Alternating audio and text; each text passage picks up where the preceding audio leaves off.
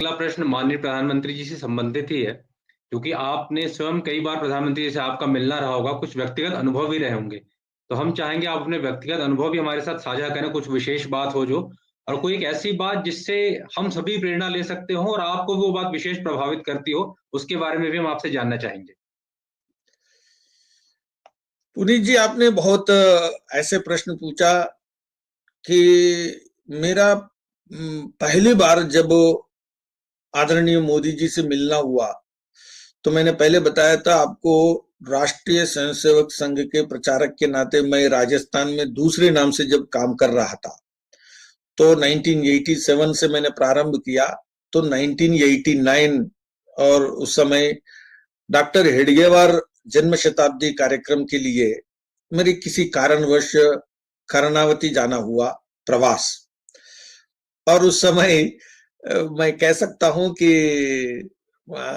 मोदी जी संगठन मंत्री गुजरात प्रदेश के थे और उनका आवास राष्ट्रीय स्वयंसेवक संघ के कार्यालय में ही था। तो मेरा पहली बार उसी समय मैंने देखा कि जिस प्रकार से वो थे, तो मेरे को 3 दिन अलग अलग समय पर उनके साथ घंटों बात करने का मौका मिला। तो सचमुच मैं तो ये नहीं कह सकता हूं कि वो आने वाले दिनों में देश के प्रधानमंत्री बनेंगे, ऐसा मैंने कभी कल्पना नहीं किया। किंतु प्रचारक संगठन मंत्री थे और संगठन के और जन आंदोलन के और राजनीतिक आंदोलनों के बारे में बहुत विस्तार से चर्चा करने के बाद स्वाभाविक रूप से एक आकर्षण मेरे अंदर पैदा हुआ और कुछ सीख सकते हैं और कुछ जान सकते हैं, ऐसा व्यक्तित्व है, ऐसा मेरे को प्रभावित किया।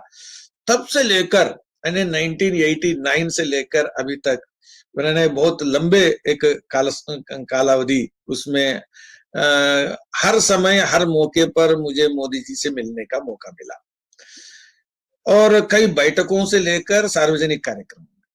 तो मैं इतनी घटनाएं हैं, लेकिन उसमें से यहाँ पर मैं एक दो बात मैं कहना चाहता हूं। आप कल्पना करो, एक समर्पित संगठन के व्यक्ति और अनामिक रहते हुए काम करने वाला व्यक्ति और पीछे से ही काम करते हुए मंच पर ना बैठने वाला व्यक्तित्व, उससे लेकर आज अगर देखते हैं तो मेरे को गुजरात में भी बहुत बार मिलने का मौका मिला और आपके साथ एक यात्रा में मैं एक जुलूस में भी भाग लेने का मौका मिला। तो अडवाणी जी की रथ यात्रा में मैं उस यात्रा में मोदी जी के साथ सूरत में भी मैं देखा। तो मैं एक बात कहना चाहता हूं, ये बगैर कोई अचानक ऐसा व्यक्तित्व देश में आया मैं मानता नहीं हूं।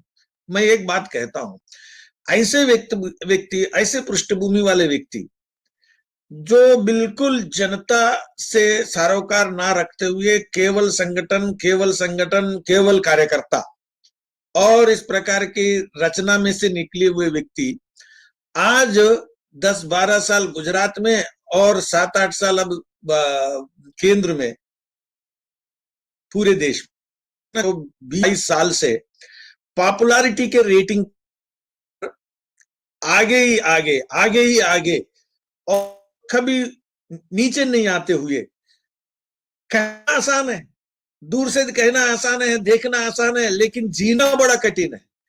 तो इस प्रकार के भाजपा पार्टी के लिए मैं कहूंगा कि एक उदाहरण है कि जनाकर्षक नेतृत्व को संभालना, उस स्थान पर बने रहना कितनी चुनौतीपूर्ण है।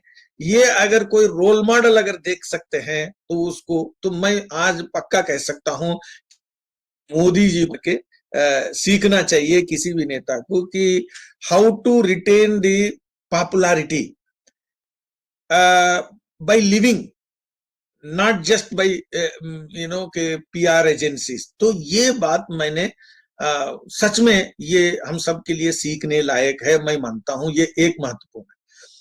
दूसरा महत्वपूर्ण मैं बात कहता हूं कि मोदी जी कोई भी काम लेते हैं, चाहे वो नीतिगत काम हो चाहे संगठनात्मक कार्यक्रम का काम हो, और उसमें कई बैठकें में मैंने अटेंड किया, तो वो बहुत गहराई से छोटे छोटे चीजों को समझकर उसको प्लानिंग करने में, यानी वो कोई वो नीचे से आए हैं, ये करते हुए आए हैं।